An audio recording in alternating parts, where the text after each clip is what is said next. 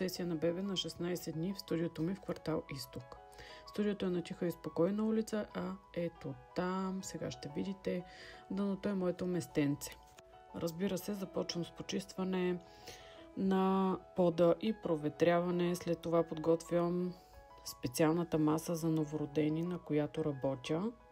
Обичам да ходя по-рано, за да се подготвя за срещата с бебчето на спокойствие, да се настроя за работния ден.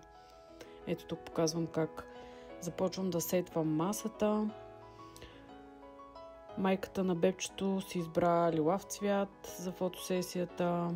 Аз съм много щастлива, защото също лилавото е мой любим цвят. Рядко го избират родителите. Настройвам светлината, както и камерата си, винаги преди фотосесията.